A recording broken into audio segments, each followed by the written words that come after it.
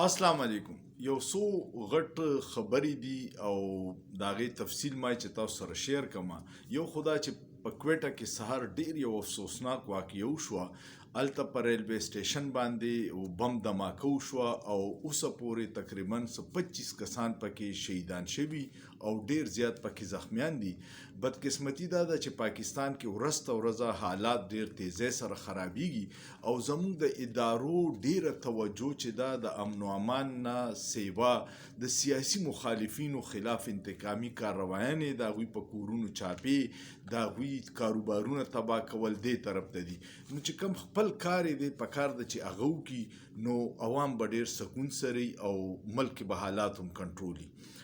دویم خبر دا دی چې د هندوستان ټیم کم چې په 2025 کې دلته کې یو چمپینز ټرافي ده کپ دی هغې له راځي هغې نه انکار وکړو. هغوی وایي چې پاکستان ته د سره مونږ درځونه تاسو کوئ چې څه مو مرضي. نو دغه د پاکستان حیثیت په خطه کې پاتې شو چې د کرکټ ټیم هم د سره هندوستان اوس نه رالیږي. مخکې په پاکستان او هندوستان غټه دښمني وه خو پاکستان معیشت دومره تباه شوی دی چې په خطه کې افغانستان هم موږ له اوس توجه نه راکوي. هندوستان خو ډېر لوی ملک دی او ډېر مضبوط معیشت دی. بل یو خبر دا چې وزیر اعظم شهباز شریف ټرمپ ته مبارکي ورکړې ده په ټویټر باندې او په ټویټر باندې تاسو ته پته ده چې په پاکستان کې تیر کال راسي وشو پابندي ده. نو په هغې باندې یو کمیونټي نوټ ولګېدو چې په پاکستان کې په ټویټر پابندي ده او وزیر اعظم په ټویټر باندې وی پی این لګولې دی او امریکې صدر له مبارکي ورکوي. نو دا څومره د شرم خبره ده چې موږ ته وایي چې ټویټر استعمال چې دی هغه قومي سلامتۍ ته خطره ده او په خپله دغه ټول غټ خلک ټویټر استعمالي او وی پی این لګوي. نو دا د شرم خبره ده چې زموږ د مشران یې کوي. بل یو خبر دا دی چې وزیر خزانه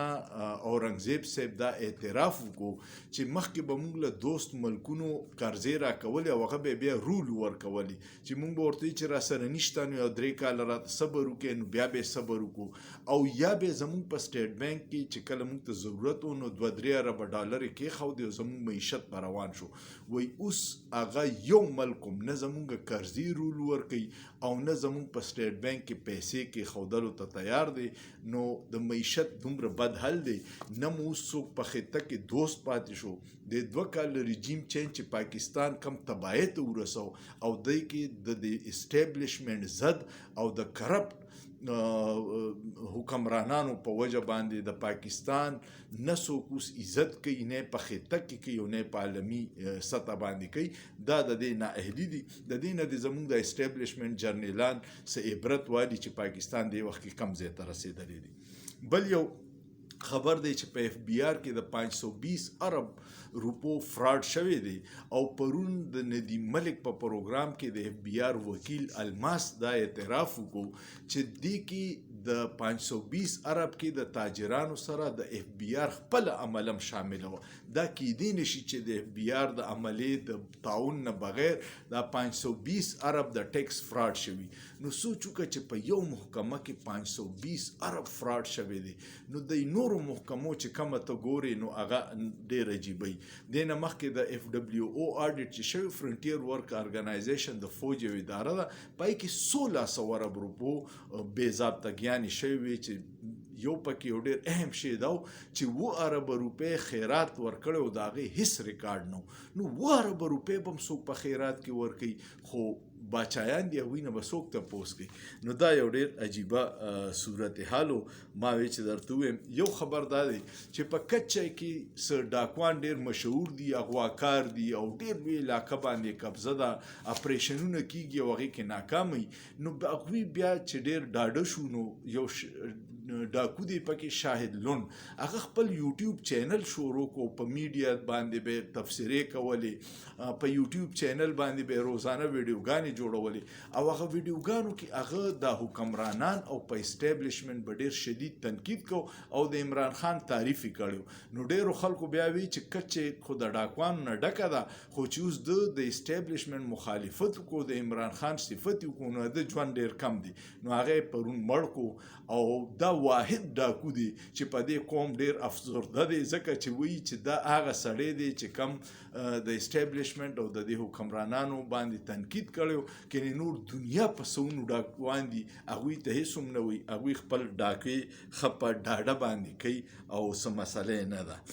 بل یو خبر ډېر اهم دی د پیښور دی پیښور کې د دوکان باندې د قبضې